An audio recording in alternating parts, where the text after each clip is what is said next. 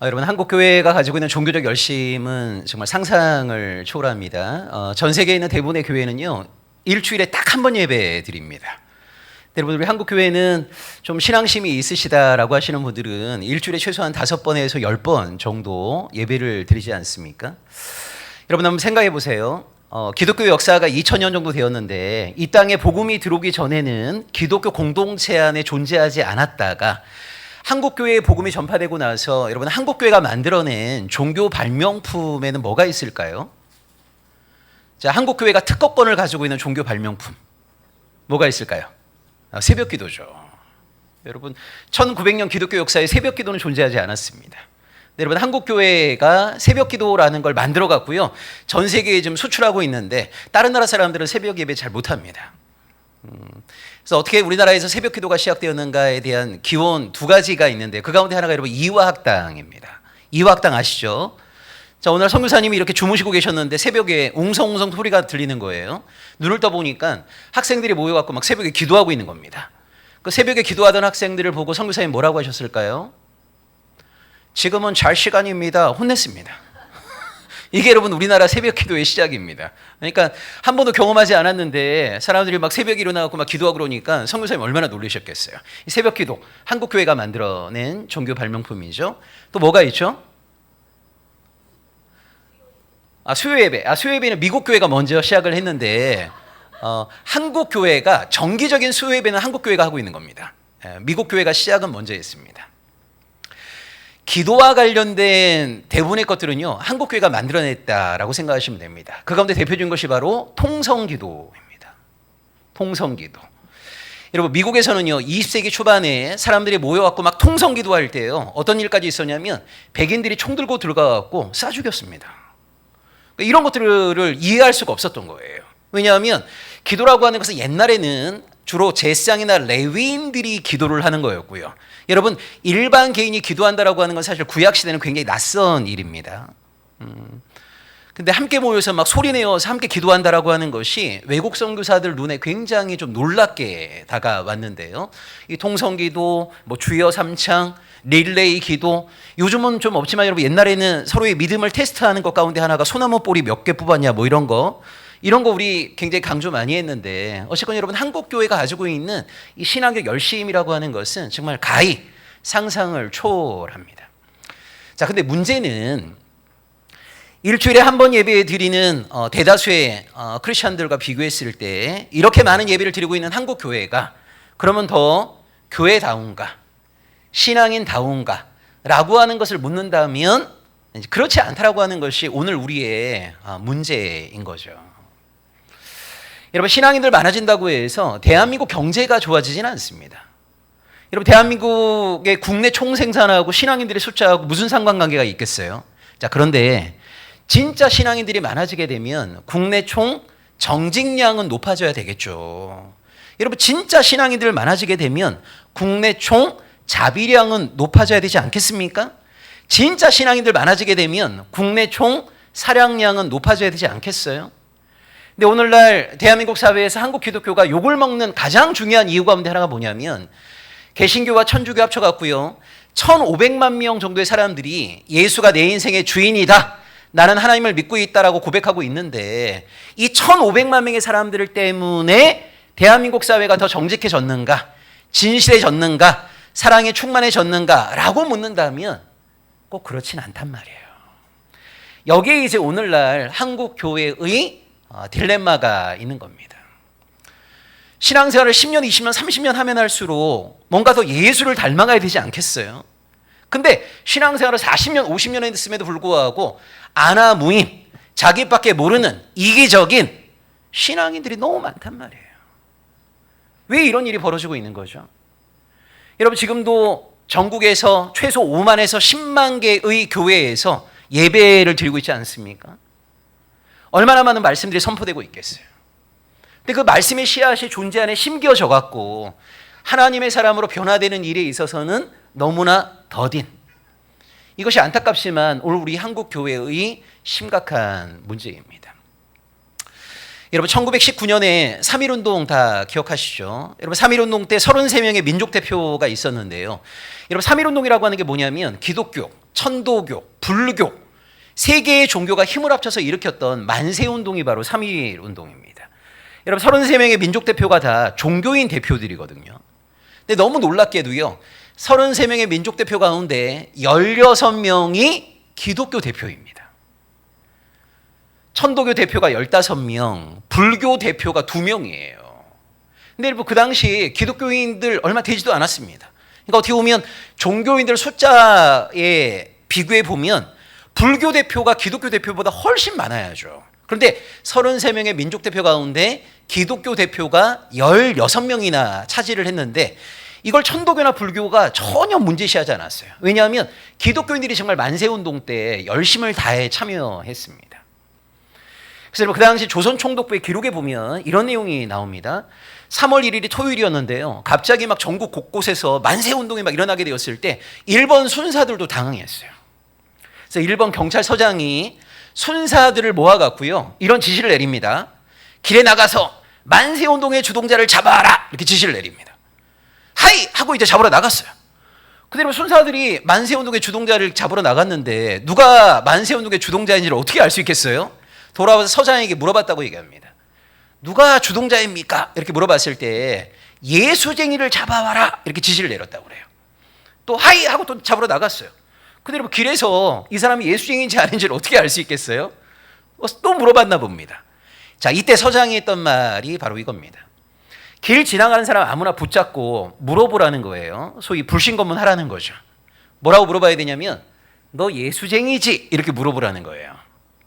자, 여러분 일본 경찰서장의 말입니다. 예수쟁이들은 절대로 거짓말을 하지 않는다.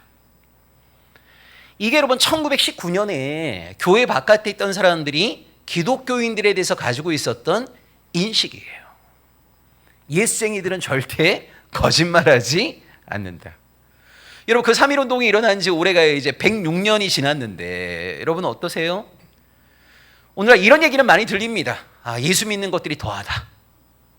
이런 얘기는 여러분 많이 들리지만 오늘날 우리가 한국 사회 안에서 예수쟁이들은 정말 정직하다, 진실하다, 거짓말하지 않는다, 사람들에게 함부로 하지 않는다, 정말 이웃을 사랑하는 사람들이다. 이런 이야기를 듣고 있지 못한 것이 안타깝지만 오늘 우리의 현실임을 인정하면서 오늘 마가복음 4장을 우리가 함께 좀 보았으면 좋겠습니다. 여러분 4장에 나와 있는 내용을 우리가 잘 아는 내용입니다. 씨앗이 뿌려졌죠. 길가, 돌밭, 가시밭, 좋은 땅 다양한 곳에 이제 씨앗이 뿌려졌는데요. 여기 씨앗이라고 하는 것은 하나님의 말씀을 상징하는 겁니다. 여러분 오늘날에도 하나님의 말씀의 씨앗이 끊임없이 뿌려지고 있는데요. 어떤 경우에는 길가처럼, 어떤 경우에는 돌밭처럼, 어떤 경우에는 가시밭처럼 열매를 맺지 못하고 그냥 죽어버리는 경우도 굉장히 많아요. 어쨌든 말씀의 씨앗이 우리에게 뿌려지게 될 때 좋은 땅이 되어서 하나님의 말씀의 씨앗이 우리 존재 안에 아름답게 심겨지고 우리 존재를 통하여서 그 말씀의 씨앗이 아름답게 열매 맺을 수 있기를 소망하는 마음으로 이 말씀을 함께 보았으면 좋겠습니다. 여러분 잘 아시다시피 예수님은요 말씀을 하실 때 비유로 말씀을 많이 하셨어요. 비유로. 왜 우리 주님이 비유로 말씀을 많이 하셨을까요? 우리 주님이 비유로 말씀을 많이 하신 이유가 어디에 있을까요?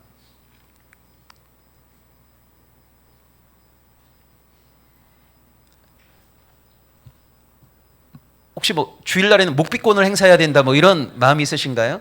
여러분 자유롭게 이야기하셔도 됩니다. 우리 주님께서 비유로 말씀을 많이 하신 이유가 어디에 있죠? 네? 아, 악한 자가 못 듣게 하기 위해서. 예, 맞습니다.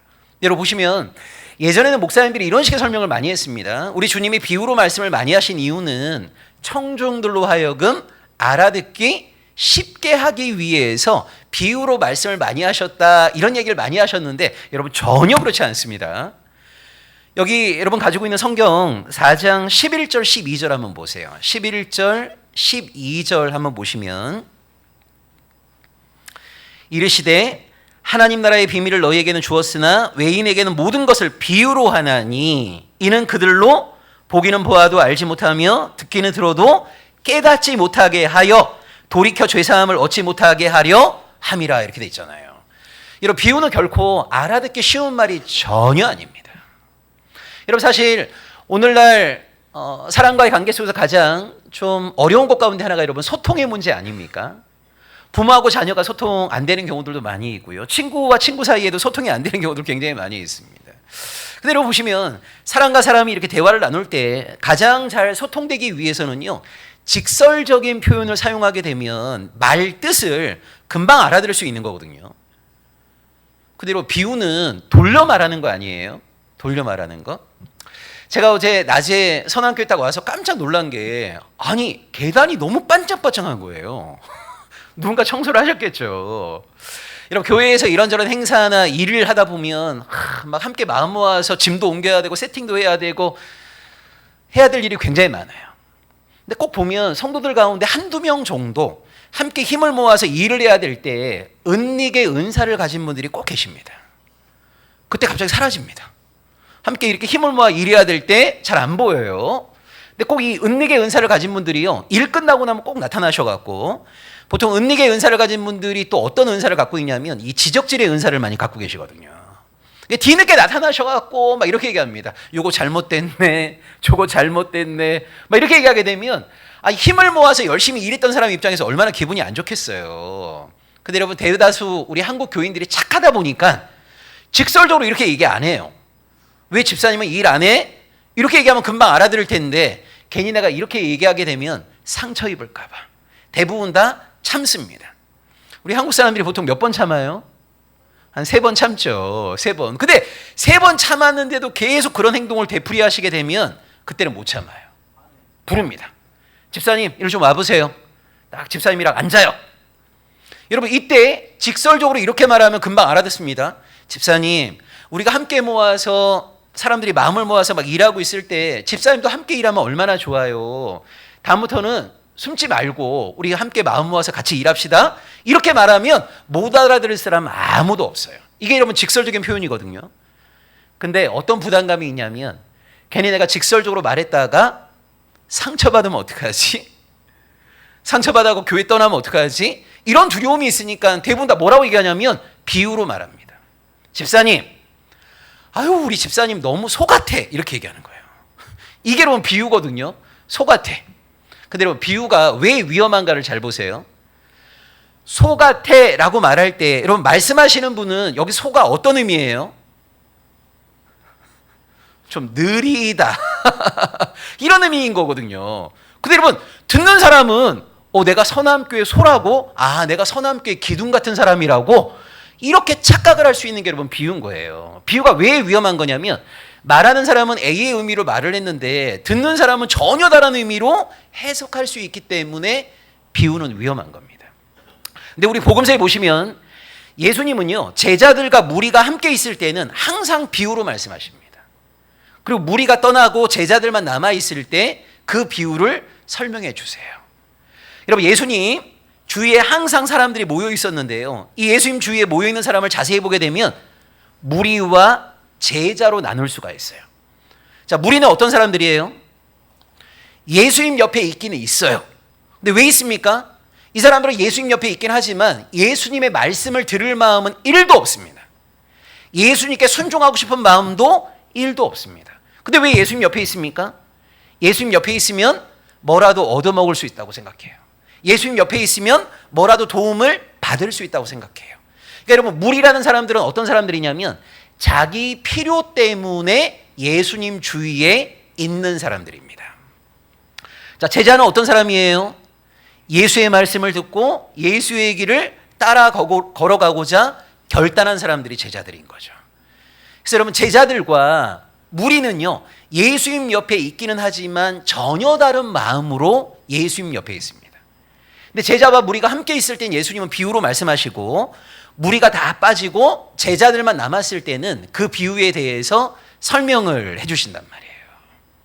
그것이 여러분 비유입니다. 그래서 비유는 청중들이 알아듣기 쉬운 말이 아니라 들을 기가 없으면 전혀 알아들을 수 없는 말이 사실은 비유인 거예요.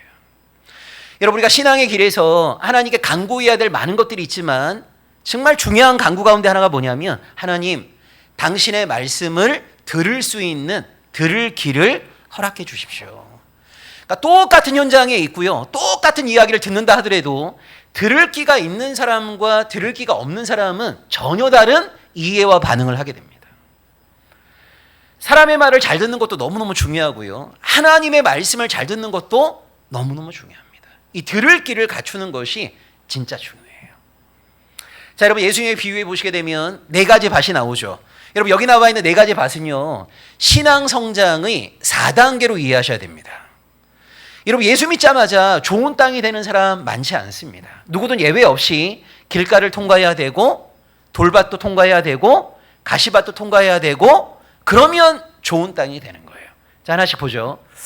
여러분 처음에는 길가 단계의 신앙을 우리가 거쳐야 되는데요. 길가는 어떤 곳이냐면 말씀의 씨앗이 뿌려놓으셨는데요.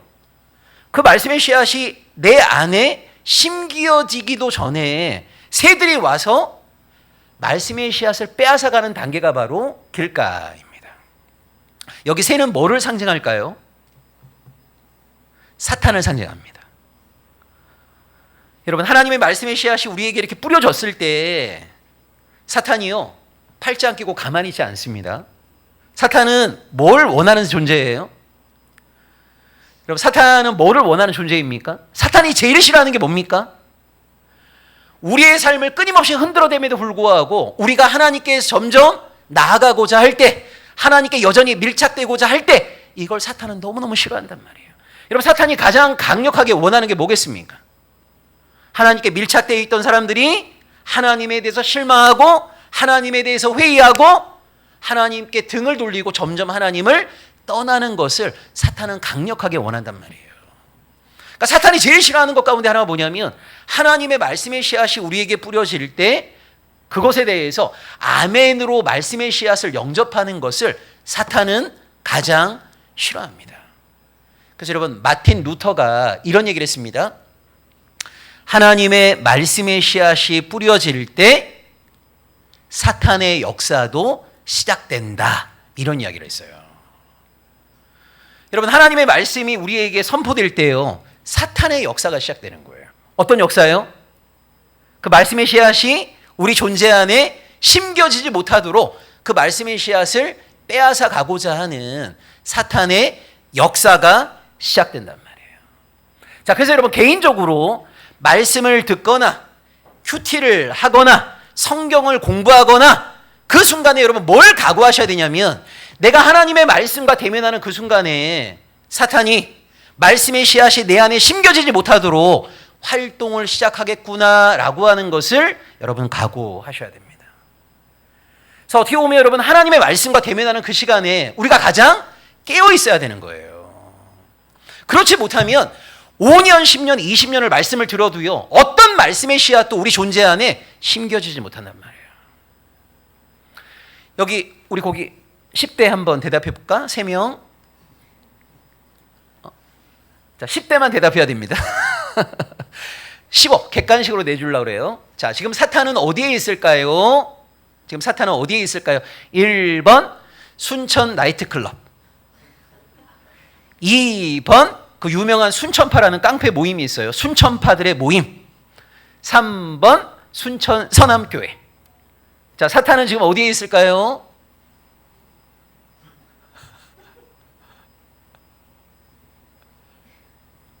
자, 1, 2, 3번 가운데 3번 서남교회? 여기 있어 사탄이? 어디? 좌우 앞뒤에? 여러분 사탄은 지금 어디에 있어요? 맞아요. 역시 다 있죠. 여러분 사탄은요 다 있어요. 근데 여러분 이걸 잘 기억하셔야 됩니다. 사탄이 있을 곳 같은 곳에서는요 사탄은 강력하게 역사하지 않습니다.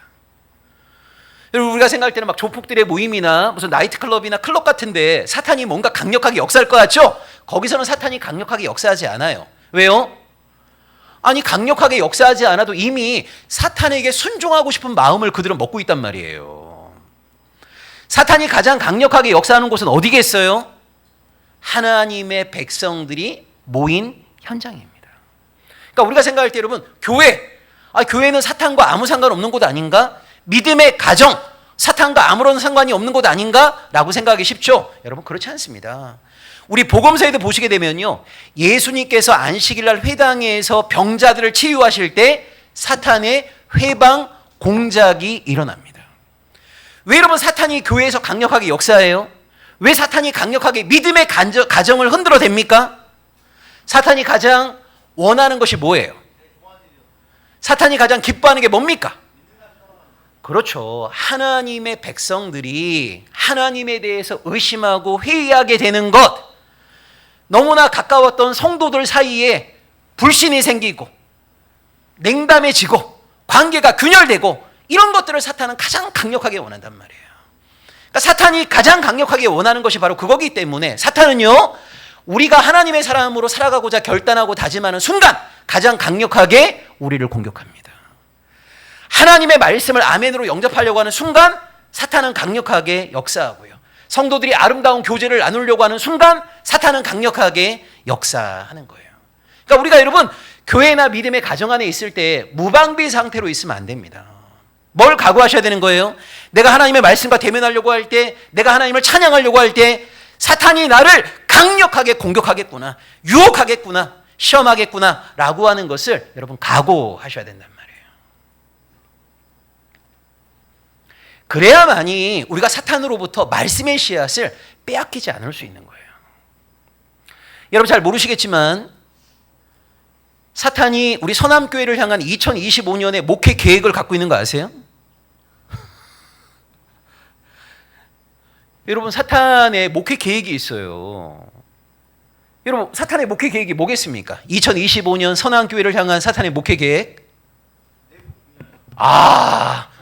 뭔가 사탄과 친한 것 같은데 어떻게 알았어요 그거를? 맞아요. 내부 분열이죠. 내부 분열. 서로 사랑하지 못하게 만드는 것, 서로에 대해 불신하게 만드는 것.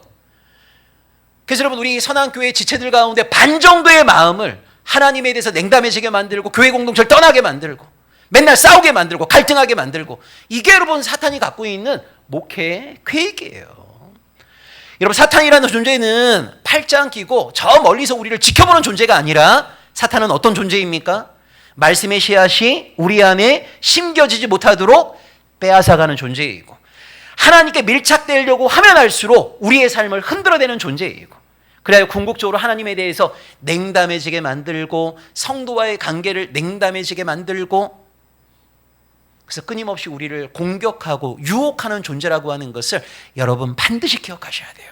특별히 하나님의 말씀과 대면하는 순간 어떤 말씀의 씨앗도 빼앗기지 않겠다라고 하는 깨어있음이 너무너무 중요한 겁니다. 그래야만이 여러분 말씀의 씨앗이 우리 존재 안에 심겨질 수가 있는 겁니다. 그럼 여러분 돌밭 단계로 넘어가요. 돌밭 단계에는 중요한 특징이 하나 있습니다. 말씀의 씨앗이 심겨지자마자 싹이 나온 거예요. 여기서 여러분 많은 사람들이 착각합니다. 말씀의 씨앗이 심겨지자마자 싹이 나오니까요, 어떤 착각을 하냐면 대박 열매가 맺히겠구나라고 착각을 해요. 근데 여러분 말씀의 씨앗이 뿌려지자마자 싹이 나온 이유가 있습니다. 뭐예요? 흙이 너무 얕단 말이에요. 흙이 너무 얕아갖고요 싹이 곧 나온 거예요. 근데 사람들은요 싹이 곧 나온 것 때문에 엄청난 열매가 맺힐 거라고 착각을 해요. 여러분 생각해 보세요. 씨앗이 뿌려졌습니다.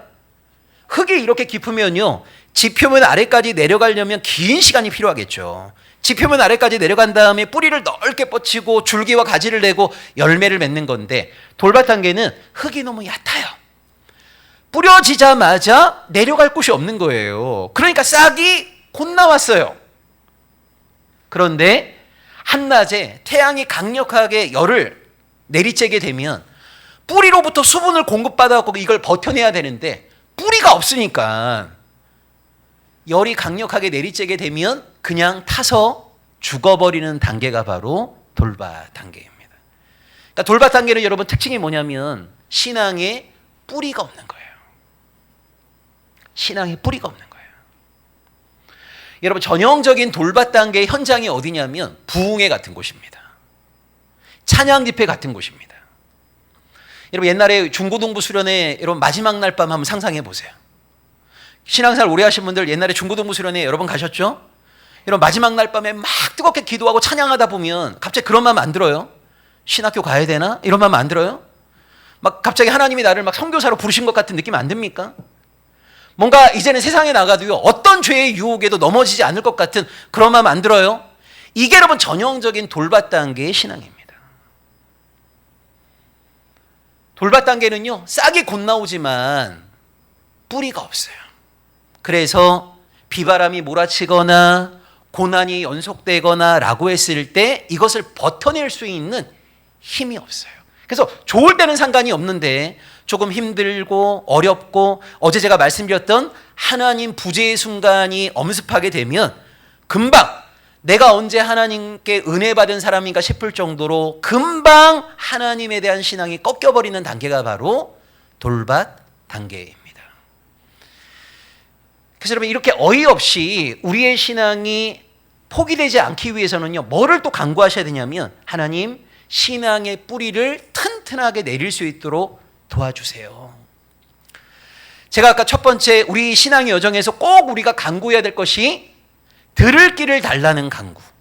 그다음 두 번째가 뭐냐면 여러분 신앙에 뿌리가 있어야 됩니다. 신앙의 뿌리. 교회를 10년, 20년을 다니신 분들도요, 신앙의 뿌리가 없잖아요. 그러면요, 좋을 때는 상관이 없는데 비바람이 몰아치는 현장에서 한순간에 내가 언제 하나님을 믿은 사람인가 싶을 정도로 금방 꺾여버립니다. 신앙의 뿌리를 튼튼하게 맺는 게 정말 중요합니다. 근데 여러분 신앙의 뿌리라고 하는 것은 한순간에 맺어질 수 있는 게 아니에요. 굉장히 오랜 기간 동안 하나님의 말씀도 섭취해야 되고요, 하나님과의 대화라고 하는 기도의 삶도 신실하게 가져와야 되고요, 성도들과의 아름다운 교제도 오랜 시간 누릴 때에만이 신앙의 뿌리가 튼튼하게 형성될 수 있습니다. 이 신앙의 뿌리를 맺는 단계에서 많은 사람들이요 포기해버립니다. 왜냐하면 오랜 시간이 걸리거든요. 이게 요즘도 있는지 모르겠습니다. 제가 옛날에 여러분 앙팡이라는 유아 잡지에서 모범 아빠로 뽑힌 사람인데 제가 왜 모범 아빠로 뽑혔냐면 제가 몸조리를 제가 다 했어요. 3명 아이를. 그러니까 저희 아내가 임신하고 나서 몸조리를 저보고 하라 그래갖고 제가 3, 7일 동안 뭐 미역국도 끓이고 나물도 볶고, 그다음에 저는 이제 창조 세계, 우리 창조 세계를 잘 보존하기 위해서 하기스 같은 기저귀 안 쓰고 청기저귀 하루에 한 60개씩 빨면서 그렇게 이제 아이들을 제가 키웠는데, 제가 아이들을 키우면서 깜짝 놀란 건데 하나가요, 여러분 동물들과 비교해 보면 사람들의 성장 속도가 정말 느리지 않습니까? 정말 느려요. 근데 여러분 재미있는 게 동물들을 보면 느린 동물일수록 오래 삽니다. 느린 동물일수록. 그래서 거북이 오래 살잖아요. 여러분 자꾸 빨리빨리 뭐 하려고 하지 마세요. 빨리 죽어요.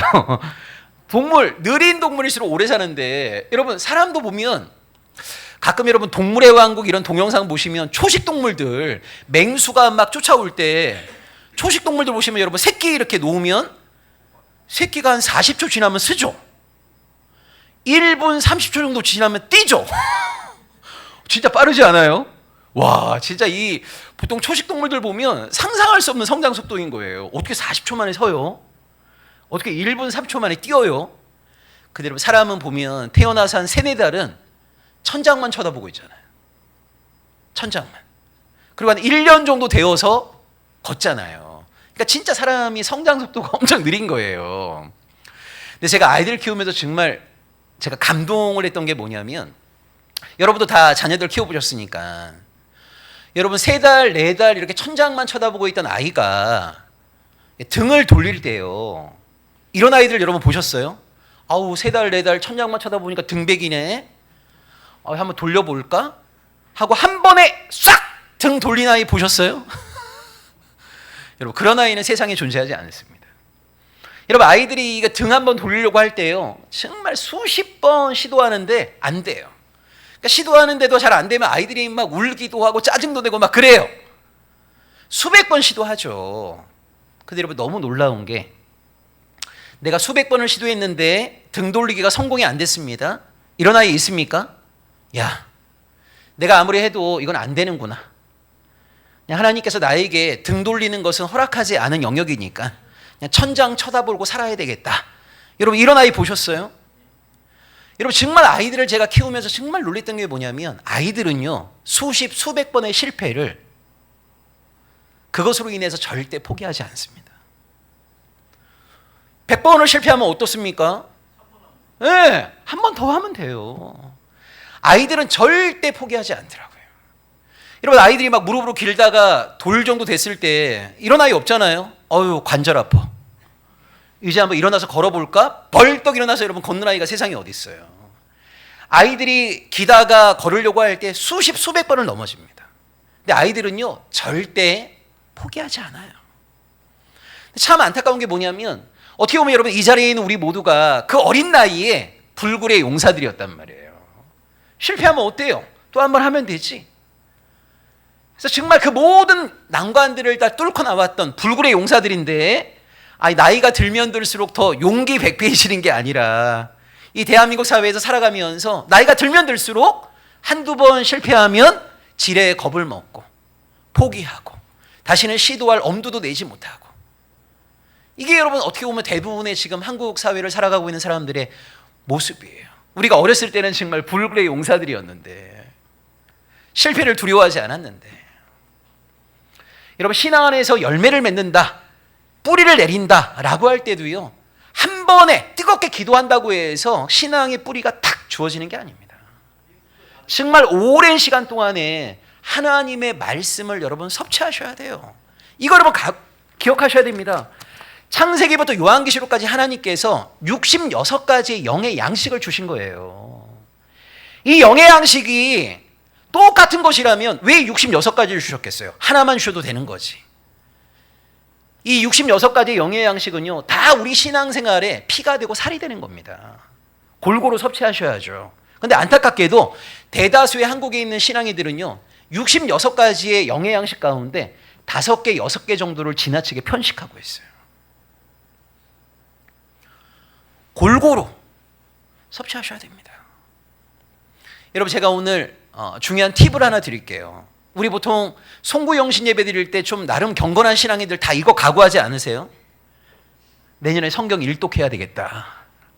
그래서 여러분 한국교회에서 성경 일독하려면 뭐 해야 된다고 얘기해요? 하루에는 3장 읽고 일요일 날에는 5장 읽으면 일독할 수 있다. 뭐 이런 얘기를 많이 해요. 그럼 여러분 막 3장 읽고 5장 읽으려고 하다 보면 이게 어떨 때는 좀 힘들 때가 있어요. 제가 여러분 부담감을 확 줄여드릴게요. 하루에 한 구절이라도 여러분 어찌됐건 말씀과 대면하는 습관을 형성하시는 것이 매우 중요합니다. 그러니까 몇 장을 읽지 못한다 하더라도 한 구절이라도 여러분 어찌됐건 말씀과 대면하는 시간을 가지셔야 돼요. 이것이 자연스럽게 습관이 되는 게 굉장히 중요합니다. 그래서 내가 말씀을 읽어야 되겠다라는 생각을 하지 않는다 하더라도 여러분 습관이 되면 어떻게 돼요? 자연스럽게 하게 되는 거죠. 자연스럽게. 저는 무녀 동남 외동아들인데도 저희 어머님이 어렸을 때부터 내가 밥 먹은 것은 제가 설거지하게 시키셨어요. 이제 남자들도 부엌일을 해야 된다. 제가 잤던 이불은 제가 아침에 털고 개게 하셨어요. 그러니까 저는 지금도 그게 루틴이에요. 항상 아침에 일어나면 이불 털고 청소기 돌리고 근데 여러분 이게 습관이 되다 보니까 힘들다는 느낌이 전혀 안 들고 해야 되겠다는 생각이 전혀 안 들어요. 습관을 형성하는 게 굉장히 중요한 거거든요. 어쨌건 내가 말씀을 먹는 것이 너무 나에게 자연스러운 습관이 되는 게 필요한데 오늘날 대부분의 신앙인들은 의지를 내지 않으면 이게 잘 하기 어렵단 말이에요. 그래서 여러분 하루에 한 절이라도 좋으니까 말씀을 꾸준하게 대면하는 습관을 꼭 형성하십시오. 기도도 마찬가지입니다. 하루에 30분 기도해야지 1시간 기도해야지 여러분 시간의 양이 절대 중요한 거 아닙니다. 제가 여러분에게 팁을 하나 드리면요 주무시기 전에 30초만 딱 기도하세요. 이건 좀 해볼 만하지 않아요? 여러분 주무시기 전에 하나님 오늘 하루도 너무너무 감사해요. 오늘 밤에도 편안한 잠을 허락해 주시고 내일 또 새로운 존재로 부활할 수 있도록 도와주세요. 뭐 이 정도 기도 충분히 할 수 있잖아요. 여러분 이것도 중요한 게 뭐냐면 습관을 들이는 게 매우 중요합니다. 이게 이제 습관이 들이다 보면 삶의 중요한 순간순간마다 하나님의 뜻도 묻게 되고 하나님과 대화하는 것이 너무너무 자연스러워지게 되는 거죠. 성도와의 교제도 여러분 마찬가지입니다. 이게 인원이 얼마 안 된다 하더라도요, 늘 대화하고 늘 밥을 같이 먹는 사람들하고만 같이 먹게 되면 관계가 좁아질 수 있는 거거든요. 그래서 낯설다 하더라도 먼저 인사 건네시고, 한 번도 식사 같이 하지 않은 분들과 식사도 좀 같이 하시고, 차도 좀 같이 이렇게 마시시고, 그러면서 이 성도의 교제를 좀 확장해 나가는 것도 굉장히 중요합니다. 어쨌든 여러분, 중요한 것이 신앙의 뿌리를 튼튼하게 내리려면 꾸준한 말씀 섭취, 하나님과의 신실한 대화, 성도와의 아름다운 교제, 그러니까 이런 것들이 잘 이루어질 때 우리 신앙의 뿌리가 튼튼하게 형성이 되는 거거든요. 여러분, 이 신앙의 뿌리가 있어야만이 돌밭 단계를 뛰어넘을 수가 있는 거예요. 그래서 여러분, 내가 몇 년 예수 믿었다, 이건 중요한 게 아닙니다. 신앙의 뿌리가 있는가 없는가를 스스로 성찰하는 것이 필요하고, 여러분이 생각하실 때 나의 신앙의 뿌리가 왠지 좀 연약하다라고 생각하셨다면 정말 굳건한, 비바람이 몰아치는 현장에서도 결코 꺾이지 않을 수 있는 정말 단단한 신앙의 뿌리를 맺을 수 있도록 하나님 도와달라고 정말 간절하게 기도하는 우리가 되었으면 좋겠습니다. 자, 이걸 이제 뛰어넘으면 이제 가시밭 단계인데요. 여러분, 가시밭은 보세요. 많이 성장했어요. 여러분, 길가는 심겨지기 전에 그냥 빼앗겨 버렸잖아요. 돌밭은 심겨졌고 싹은 나왔는데 뿌리가 없어갖고 금방 말라 죽었죠. 가시밭은요, 나름 성장 많이 한 겁니다. 그런데 열매 맺기 직전에 가시 기운에 압도당해 버린 거예요. 여기 가시 기운이라고 하는 게 뭐예요? 세상이 우리에게 불어대고 있는 욕망, 두려움, 이것이 여러분 가시 기운입니다. 어제도 제가 그런 말씀 드렸지만, 여러분, 대한민국 사회는요, 우리로 하여금 예수 잘 믿을 수 있도록 응원해 주는 곳이 전혀 아닙니다. 여러분, 세상은 끊임없이 우리로 하여금 만몬의 지배를 받게 만들고, 욕망의 지배를 받게 만들고, 권력의 지배를 받게 만들어요. 여러분, 대한민국 사회가 전 세계적 기준으로 봤을 때 굉장히 여러분 특이한 나라입니다. 이렇게 짧은 기간 안에 민주화와 경제 성장을 이룬 나라가 세상에 어디 있어요? 여러분, 1945년에 우리가 해방된 나라들 중에 지금 우리가 여러분 전 세계적으로 5위 군사 강국이고요, 10위 정도의 경제 대국입니다. 그러니까 우리 한국 사람들은 주위에 막 러시아, 중국, 일본, 미국, 너무 강한 나라가 우리를 둘러싸고 있으니까 아직까지 우리나라가 굉장히 약한 나라인 것처럼 생각하는 분들이 많이 있는데, 여러분, 지금 230개가 넘는 나라 가운데요, 대한민국이 군사적으로는 5위 국가예요. 경제 10위 선진국입니다. 엄청나게 강한 나라입니다.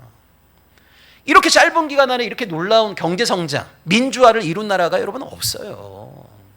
근데 안타깝게도 그 짧은 기간 안에 여러분 경제 성장이 이루어지다 보니까 한국 사회는요, 만몬이 왕노릇하고 있어요. 욕망이 왕노릇하고 있어요. 이런 대한민국 사회 안에서 우리가 영향받지 않고 살아가는 게 여러분 생각보다 쉽지가 않습니다. 여러분, 50년 전에 대한민국 통계청에서요, 한국 사람들이 소유해야 될 생활 필수품 50개라고 그랬어요. 50개. 여러분, 생활 필수품이라는 게 뭡니까? 인간다운 삶을 누리기 위해서 꼭 필요한 것들. 여러분, 50년 전에는요 50개였어요. 50개. 그러니까 50년 전에는 50개만 내가 가지고 있으면 인간다운 삶을 사는 게 하나도 어렵지가 않았어요. 지금 몇 개 정도 되었을까요? 오늘날 여러분, 대한민국 사회에서 여러분이 생각하실 때 몇 개 정도를 내가 구비해야만이 나름대로 인간다운 삶을 살 수가 있다고 생각하십니까? 지금 1000개가 넘습니다. 1000개가요. 그러니까 오늘날 대한민국 사회 안에서 한 1000개 정도는 가지고 있어야만이, 그 정도 되면 인간다운 삶을 좀 살 수 있겠구나, 이렇게 생각을 해요. 여러분, 어떠신가요? 식기세척기 있으신가요? 그럼 아직도 손으로? 여러분, 아직까지 인간다운 삶을 못 누려보신 거예요. 여러분, 지금 식기세척기가 우리 대한민국에서 생활 필수품이 되었어요. 한 80인치 이상의 벽걸이 TV 다 있으시죠? 아이폰이나 아이패드 다 있으시죠? 여러분, 이게 지금 오늘 대한민국 사회에서는 생활 필수품이 되었어요. 사실 여러분, 지금 제가 열거했던 4가지는요, 제 인생에 한 번도 없던 것들이에요. 식기세척기, 저는 결혼과 동시에 TV는 없었어요.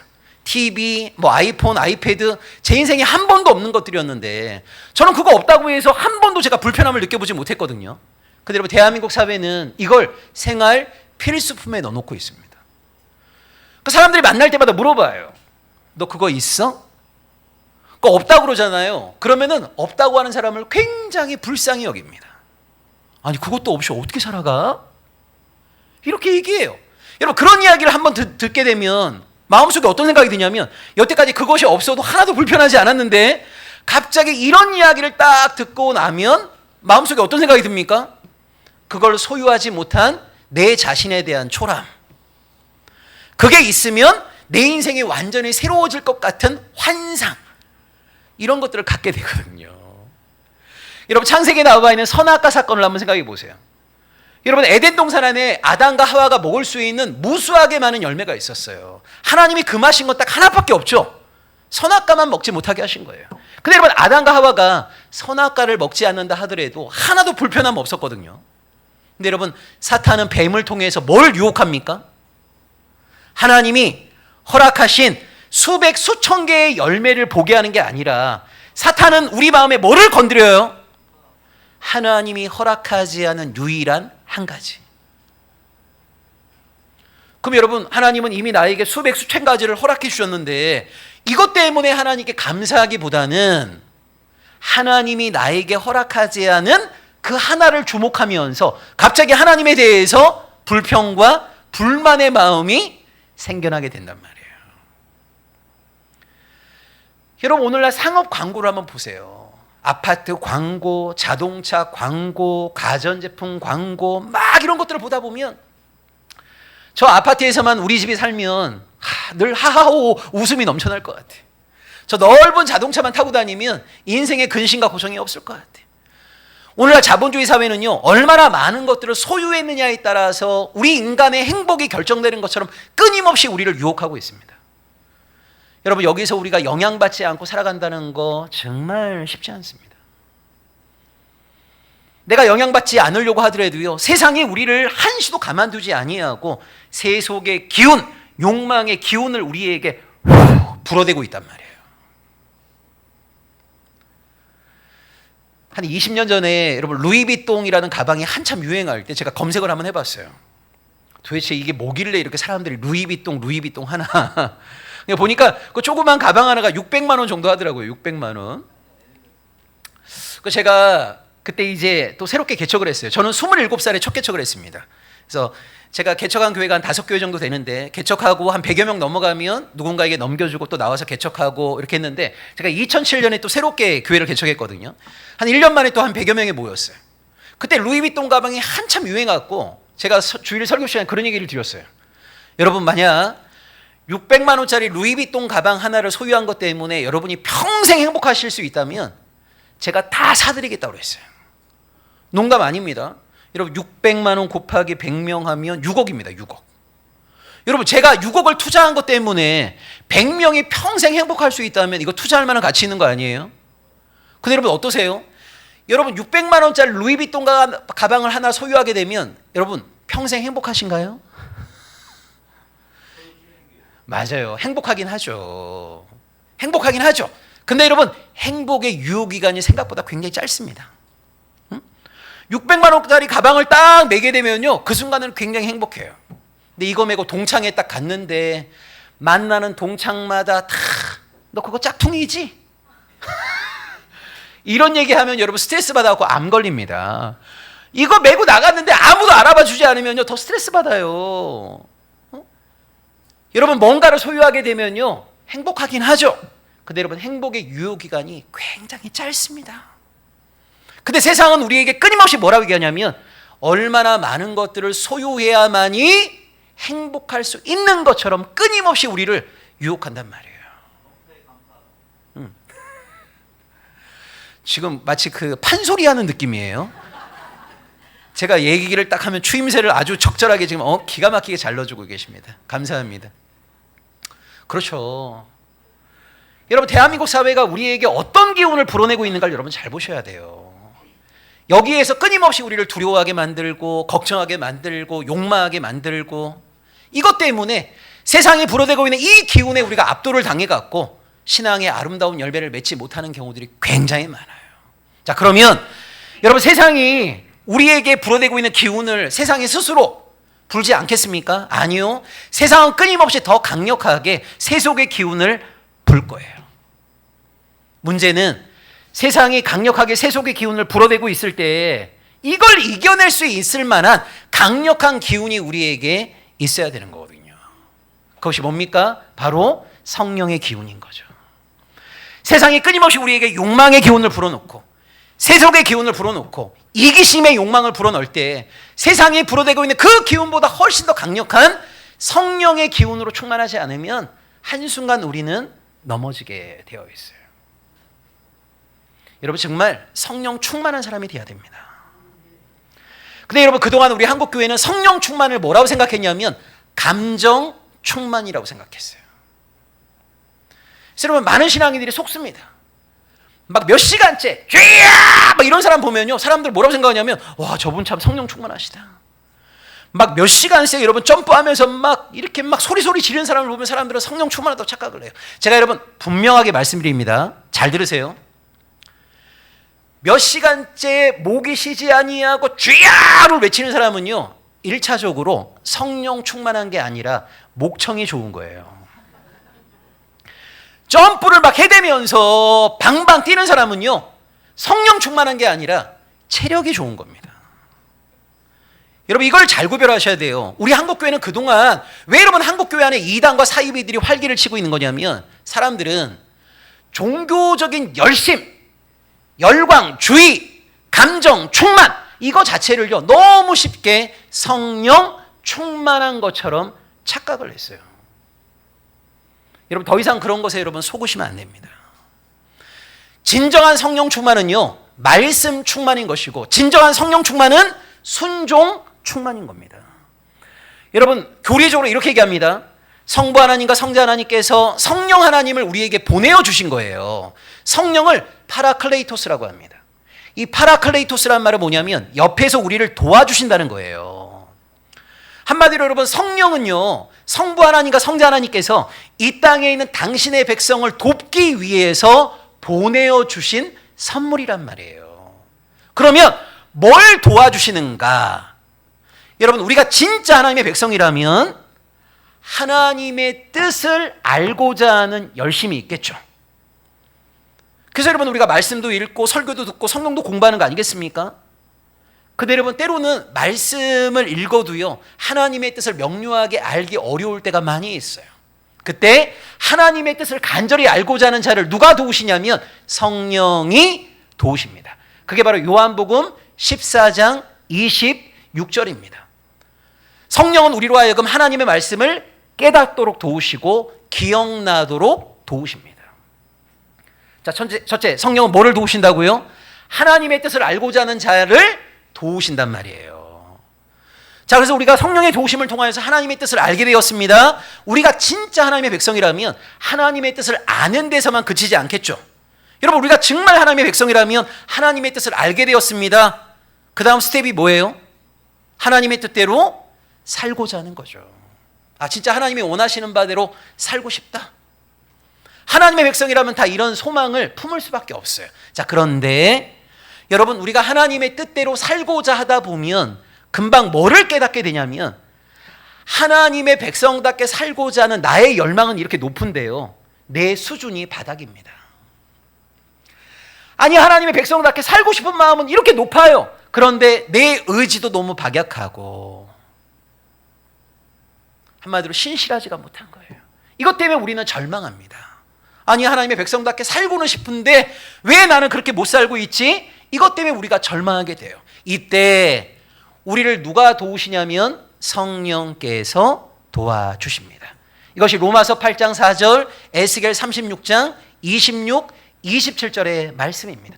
즉 여러분 성령은 이 땅에는 하나님의 백성을 도우시는데 뭐를 도우시느냐? 첫째, 하나님의 말씀을 깨닫도록 도우십니다. 두 번째, 하나님께 온전히 순종할 수 있도록 우리를 도와주십니다. 자, 그럼 여러분 보세요. 성령은 하나님의 말씀을 깨닫도록 도우시니까 어떤 사람이 성령의 도우심을 경험할 가능성이 높겠습니까? 하나님의 뜻을 알고자 하는 사람이 성령의 도우심을 경험할 가능성이 높겠죠. 성령은 우리의 순종을 도와주시니까 어떤 사람이 성령의 도우심을 경험할 가능성이 높겠습니까? 하나님께 순종하고자 하는 사람이 성령의 도우심을 경험할 가능성이 높은 거예요. 따라서 진짜 성령 충만한 사람은요, 하나님의 말씀으로 충만한 사람이고 하나님에 대한 순종으로 충만한 사람입니다. 여러분, 성령 충만은 감정 충만이 아니라 첫째, 말씀 충만이다. 성령 충만은 순종 충만인 겁니다. 이런 성령 충만함을 통하여서 세상이 우리에게 불어대고 있는 기운을 넉넉히 이길 수 있어야 됩니다. 마지막, 여러분, 좋은 땅입니다. 좋은 땅은요, 어제 제가 잠깐 말씀드린 것처럼 하나님이 우리에게 주시는 말씀을 나와 상관 있는 말씀으로 받아 안는 것이 바로 좋은 땅입니다. 여러분, 마가복음 5장 한번 넘겨보세요. 5장 넘겨보시면 거라사 지방의 군대 귀신 이야기가 나와요. 자, 여기 보시면 여러분, 예수님이 거라사 지방에 가셨을 때요, 아무도 예수님이 거라사 지방에 왔다는 걸 몰라요. 누구만 아냐면 군대 귀신만 합니다. 이 군대 귀신이 6절 보세요. 6절. 그가 멀리서 예수를 보고 달려와 절하며 큰 소리로 부르짖어 이르되 지극히 높으신 하나님의 아들 예수여, 이렇게 얘기합니다. 여러분, 우리가 귀신한테 안 되는 세 가지가 있습니다. 이건 여러분이 귀신을 꼭 이겨보고 싶다 하더라도요, 귀신한테 안 돼요. 귀신 네가 이겼다 인정해 줘야 됩니다. 그 세 가지가 뭐냐면, 첫째, 하나님의 동선을 파악하는 능력이요, 귀신이 우리보다 월등히 탁월합니다. 여러분, 예수님이 거라사 지방에 왔다는 거 대다수의 사람들 모르는데 귀신은 알고 있잖아요. 하나님이 지금 어디에서 역사하고 계신지 귀신이 우리보다 훨씬 탁월하게 잘 알고 있어요. 두 번째, 여러분, 귀신은 6절 보시면 멀리서 예수를 보고 달려와 절을 해요. 우리가 귀신한테 안 되는 두 번째, 경배의 자세에 있어서 우리가 귀신한테 안 됩니다. 여러분 보세요. 우리는 예배 드린다고 하면서, 여러분 사실 전 세계에 있는 종교 가운데 이렇게 편안하게 예배 드리는 종교는요, 기독교밖에 없습니다. 여러분 혹시 천주교 미사 한번 드려보셨어요? 천주교 미사 드리면 계속 일어났다 앉았다 일어났다 앉았다. 여러분 무슬림들 예배 드리는 거 보셨어요?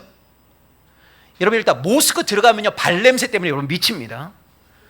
그리고 계속 절하다 보면 앞사람 발에 계속 이 코를 대야 되는데 정말 고역이에요. 법당에서 여러분 예배 드려보셨어요? 법당? 여러분, 이 기독교만큼 이렇게 편안하게 의자에 앉아서 예배 드리는 종교는 사실 세상에 기독교밖에 없어요.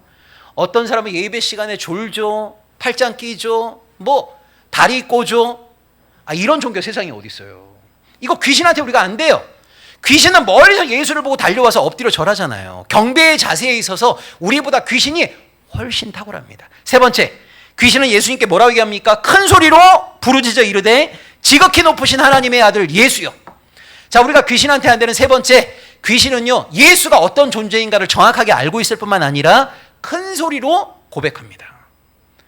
자, 우리가 귀신한테 안 되는 세 가지가 있어요. 하나님의 동선을 파악하는 능력, 경배, 자세, 예수가 어떤 존재인가에 대한 암과 담대한 고백. 이거 우리가 귀신한테 안 됩니다. 자, 근데 여러분 보세요. 귀신은 이렇게 멋들어진 고백하고 나서 그 다음 뭐라고 얘기하냐면, 나와 당신이 무슨 상관이 있나이까. 이것이 여러분 바로 귀신 수준의 신앙입니다. 귀신은요, 창세기부터 요한계시록까지 하나님이 어떤 말씀 주셨는지를 다 알고 있어요. 근데 귀신은 하나님께 순종하지 않습니다. 하나님이 뭐를 말씀하셨는지는 다 알고 있지만 그게 나랑 뭔 상관? 이게 바로 귀신 수준의 신앙입니다. 여러분, 좋은 땅 신앙인은 어떤 사람이냐면, 비록 귀신보다 알고 있는 말씀은 적다 하더라도 내가 알고 있는 하나님의 말씀이 나의 순종을 기대하시면서 하나님이 나에게 주신 나와 상관 있는 말씀으로 받아 안는 자가 바로 좋은 땅 신앙인이에요. 내 이웃을 사랑하라. 누구에게 주신 말씀입니까? 나의 순종을 기대하시면서 하나님이 나에게 주신 나와 상관 있는 말씀. 나보다 남을 낮게 여겨라. 누구에게 주신 말씀이에요? 나의 순종을 기대하시면서 하나님이 나에게 주신 나와 상관이 있는 말씀. 정직해라, 진실해라, 거룩해라. 누구에게 주신 말씀입니까? 나의 순종을 기대하시면서 하나님이 나에게 주신 나와 상관이 있는 말씀. 이렇게 하나님의 말씀을 대하는 자가 바로 좋은 땅 신앙인입니다.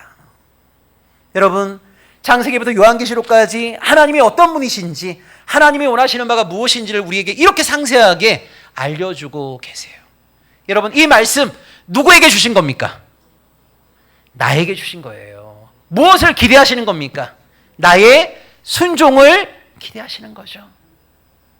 나와 상관이 있는 말씀으로 이 말씀을 받아듣는 자가 바로 좋은 땅 신앙인입니다.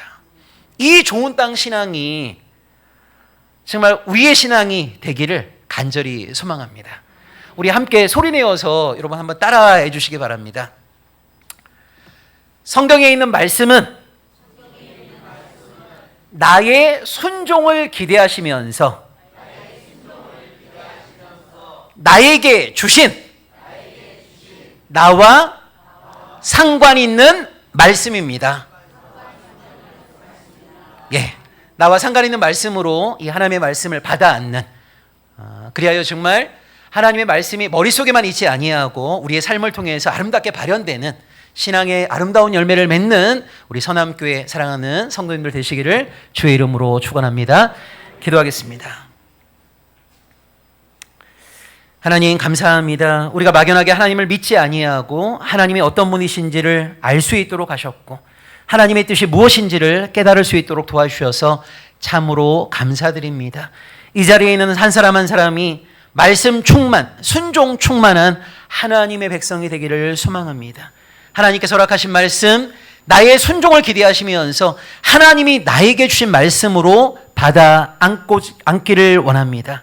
하나님의 사람으로 더욱더 힘있는 걸음 내디뎌갈 수 있도록 성령 하나님 우리의 일거수 일투족을 주관하여 주옵소서. 예수 그리스도의 이름으로 기도합니다. 아멘.